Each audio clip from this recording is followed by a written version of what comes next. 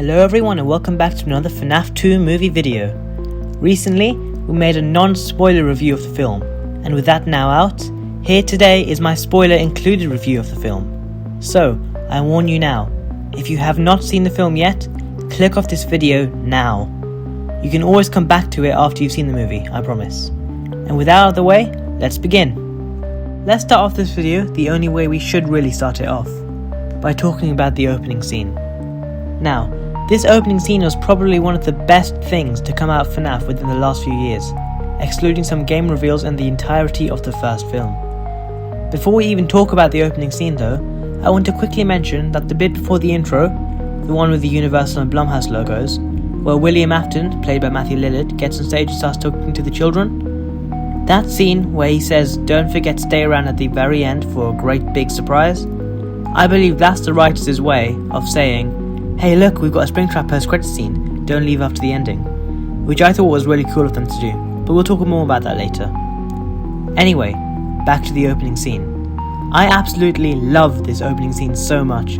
We get to see Afton kidnapping a child, we get to see what a fully functional Freddy Fazbear would have looked like back in the day. It's all just really cool to see up on the big screen. So, as we know, Charlie is there waiting for the puppet to come out of the trapdoor when she sees a child being taken to the back room by Afton. She tries to get the attention of the parents, but they don't listen to her, so she goes in and tries to save the kid herself. Afton sees her, stabs her, but she gets out anyway, where she then falls into the trapdoor, and the puppet comes out holding her body. Now, whilst this scene was absolutely amazing, it does make you wonder a few different things. Surely there would be some sort of adult with a shred of decency to help Charlie, right? And also, what was Afton washing before he killed the other kid? Was he just following health standards and decided to clean his knife before using it? And another thing with Afton, if he had enough time to stab Charlie multiple times in the back, why would he just let her escape? I think those were the main pieces of criticism with the opening scene, but apart from that, it was, probably the best scene in the film. I loved it, and I think everyone else who watched it loved it too. I really liked it when the puppet slowly came up holding Charlotte's body as well. The music that played there was really nice. And if you remember, it's actually the same piece of music that plays in the final scene of the first movie, when the Golden Freddy kid closes the door on Afton in the Spring Bonnie suit. So that was a really nice callback.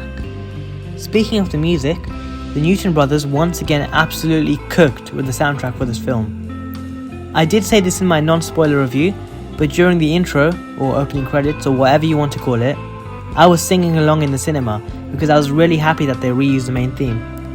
Like I said in the other video, we did kinda know it would be reused because Scott said that it would be in the Dorco interview last year. But it wasn't all the old stuff, some of it was new as well, which I really liked. One of the biggest things in this movie was the fact that Circus Baby made a cameo. And not just a cameo, she had a whole scene. I think that when I saw this in the film, that was the moment that kinda made the film for me. I mean, the opening scene had already made the film for me, but this was a whole step up from what it was before. Now, I think that everyone has noticed that Circus Baby has green eyes in this scene. But why? As far as we know, Elizabeth Afton isn't canon to the movie universe, so why are her eyes green here? In the games, Circus Baby was built with blue eyes, which then turned green after Elizabeth got scooped and killed by Baby. But seeming as there's no Elizabeth in the movies, why are her eyes green? Now, it's possible that Jim Henson's just made her with green eyes because it's much more recognizable, similar to how the puppet has tears before being possessed by Charlotte as well. However, this explanation doesn't really make much sense due to the fact that Circus Baby is just so obviously possessed in the movie. What kind of non-possessed animatronic looks at a child so menacingly? So, if she is possessed, who could be possessing her? The way I see it, as with anything, there are two possible explanations. One, Elizabeth does exist in the movie universe and has already gotten scooped, meaning that Vanessa is an adopted Afton and a replacement for her. I think this explanation kind of fits quite well. It fits with the recurring theme of Vanessa trying to be different from her father and her brother, and them trying so hard to make her like them, such as in the Vanessa dream sequence when Afton is going on about how much he loves her. 2. Circus Baby is possessed by Mrs. Afton. This would be huge considering it would be pretty much the first time we get any sort of confirmation that she exists across all of the FNAF multiverse. I mean, we know she exists because Afton has kids, but the references to her across the games and books thus far are minimal. Moving on, regardless of any criticisms, this movie was obviously a lot bigger and better than the first one. I stand by my opinion with that. Regarding the toy animatronics, I don't think there was an even enough split of screen time between the four. It was mainly just Chica getting the majority of the screen time, followed by the puppets, which, while nice, completely disregards the fact that there were 3 other killer animatronics on the loose. I mean, Megan Fox did a lot of voice acting for Toy Chica, compared to Matt Pat and Kellen Goff, who only got like 5 lines combined throughout the entire film. Also, I think it was a bit disappointing that Toy Freddy and Bonnie didn't get a single kill in the movie either. I mean, even the puppet babies got a kill. Yes, I'm coining that term for the puppet plushies on the water ride, because they remind me of the plush babies. To me, it's harder to take these 2 animatronics specifically as seriously, because they basically do absolutely nothing throughout the entire film. In terms of the Wizards, I'm just going to come out and say it, they were heavily underutilized. It was really disappointing to see them get deactivated so early on in the film as well, because they pretty much did nothing besides give Mike a good scare. It's a shame as well, because their designs were actually way better than the toys, if you ask me, but they only get 5 or so minutes of screen time. I also don't really like the explanation they gave for the Wizards, just older animatronics that were used for spare parts. I feel it would have made more sense to just have them be the FNAF 1 animatronics broken down, and I don't know, just lacking their memories with Mike, Abby and Vanessa. I did mention this in my non-spoiler review as well, about the Wizards not getting enough screen time, but of course I didn't mention specifically that it was the Wizards. I'm hoping that they will end up returning in the 3rd movie somehow, considering they aren't shown to have been destroyed and the puppet is still around and able to control them. So hopefully they'll come back instead of staying on the same train as Vanny and Jackie. I think that if they were to bring back the Wizards for FNAF 3, they'd probably also be in the Fazbear Fright location, considering that they're the only sets of functional animatronics now. On to one specific animatronic, the puppet, or, as they refer to her in this movie, the marionette. I think, to be honest, calling her the marionette felt very forced, considering that the majority of the fan base do just call her the puppet, but I don't think it really makes that much of a difference, I suppose. In terms of the puppet storyline, I do have a few thoughts about it. The whole puppet fusion thing was very interesting, and I did have my doubts initially, but I think they played it off quite well in my opinion. Seeing the puppet possessing the characters like Lisa and Abby was genuinely terrifying, and I think that it definitely made the film a lot more scary than it would have been without it. I don't really understand how it works too much, in terms of whether the person dies or not after being possessed, but I'm hoping that they'll explain that further in the 3rd film, because when Lisa got possessed for a few days, we saw that she had died after the puppet left her body. So is it a case of the person dying because of the puppet fusion itself, or does the puppet leave their body and then kill them? At the end, when she possessed Vanessa, I'm really intrigued to see how that'll lead into the beginning of FNAF 3, because that's obviously a major plot hole that needs to be tied up. I've been wondering, guys, if that's what turns Vanessa into Vanny, Since Elizabeth Lale got casted as Vanessa, we've been theorizing different ways that she could turn into Vanny. And I remember back in 2023, we were theorizing that she would wake up from a coma at the end of the 1st movie, and then become Vanny in the 2nd movie. But now I'm thinking that it's the puppet fusion that might cause her to change. Or maybe she won't turn at all. We'll just have to see. I don't really like how they left it on a cliffhanger though, because it makes the ending feel like it lacks the sort of closure that the 1st movie had. Afton got spring locked, Aunt Jane isn't an issue, Mike is able to be a good brother to Abby, and so on and so forth.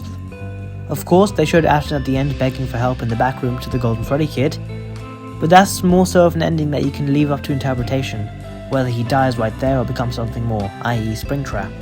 Whereas this outright tells you, oh, Vanessa's cooked, and there's not really much you can do to just come up with a new story for yourself. In terms of the puppet, as in Charlotte, one thing I really liked is how they adapted Henry's FNAF 6 speech into the opening speech. Henry says, in the games, it's in your nature to protect the innocent, and the opening scene shows Charlotte protecting an innocent. He says, the day you were shut out, as in Charlie being shut out by the parents and not getting any help. He says, no one was there to lift you up into their arms the way you lifted others into yours, obviously referencing her lifting the boy up and rescuing him, and then being lifted up by the puppet animatronic as it comes to the trapdoor. So, all in all, I think that the puppet was done really well and was definitely the scariest character in this film. Another thing I want to talk about is none other than Michael, Michael Afton. Now, I think overall, Freddie Carter's performance as Michael was deemed to be pretty good by the fans, but I think that the way he was written was a bit awkward, and he didn't get enough screen time to fully flesh out the ideas that Scott had for him. Some of his lines, though, I do have to say, are a bit pants. For example, the line where he says, "break their bones, crush them," felt a lot like "mods, crush this fool," and it didn't really fit well. As for his screen time, like I said, he didn't really have enough, let's face it. He probably got 10 minutes total as a maximum, so his character didn't feel like it had much of a motive to it, but hopefully they expand him more in FNAF 3. And you know that scene where he lures a paranormal investigator to the FNAF location? In that scene, it didn't really feel like he knew what he was doing there, and he felt like he was kinda in disbelief about everything that was happening, even though he pretty much knew it would happen anyway. Also, from a lore standpoint, when Michael was talking about carrying on his father's legacy, you could kinda tell that it's not really what he wants to do, that he's only doing it because of whatever reason, most likely due to being manipulated by Afton in his childhood, and shaping up to be an almost identical copy of his father. Almost. So, I think that even though he escaped at the end of this movie, when he eventually shows up again in FNAF 3, he might get some sort of chance of redeeming himself. Maybe he'll be the one to set the fire of Fazbear Frights and end it all, sacrificing himself in the process. Now, let's talk about the ending of the film, specifically the fight scene. We all knew that there would be some sort of animatronic boss fight at the end of the film, let's face it. But I don't think we knew that it would turn out to be what it was. Most people thought that it would be the Withers versus the toys, but instead, it turned out to be the classics versus the toys. Now, it wasn't that bad per se. In fact, it could have been a lot worse. At least they explained the fact that Mike went to the FNAF 1 location and asked the ghost kids for help. It could have turned out to be one of those situations like in the FNAF 1 movie, where Abby is hiding behind an arcade machine and suddenly she is made into the ball pit without any explanation whatsoever. So I'm glad that they took the time to film that one extra scene. However, the fight itself is a bit iffy for me. The movements from the classic animatronics didn't really feel robotic, and they felt a lot more human, specifically Chica when she rips off Toy Chica's head. Not to say that I could do better. Of course, I appreciate that it's not easy to rip off another animatronic's head whilst wearing a suit as big as the ones that the suit performers were wearing. However, that's also why I think the fight scene should have been executed a bit better, and I feel it could have been more realistic as well. Like, Chica and Toy Chica had a good 5 seconds of eye contact where Toy Chica could have at least tried to fight back. And also, when the kids moved on, I don't really understand why the Golden Freddy kid had to move on too. I mean, sure, the others moved on because they were unable to possess the animatronics due to them being old and not made to leave Freddy's. But the Golden Freddy animatronic was nowhere in sight during the fight, it was just a spirit. And, even if Golden Freddy was there, we've seen him roaming outside the pizzeria before, so that wouldn't have made any difference. That could have been explained a bit better as well, if you ask me. And once that's all over and done with, we get the cliffhanger where Charlotte possesses Vanessa. Now, as I said previously, it doesn't really stand on its own 2 feet enough, but there's not really much to say about it anyway, so I don't see the point of dwelling on it. And finally, we get to the piece de resistance, the mid-credits and the post-credits scene. I'm going to talk about the post-credits first because I can talk for years about the mid-credits. So, the post-credits is an audio recording from none other than Henry Emily, giving Mike some AO3 historical context about his relationship with Afton, before warning him about the puppets. This is obviously setting him up to be a much more present character in the third film. And, if you ask me, when Mike finds this tape, it might lead him into figuring out that Vanessa has been possessed by the puppets.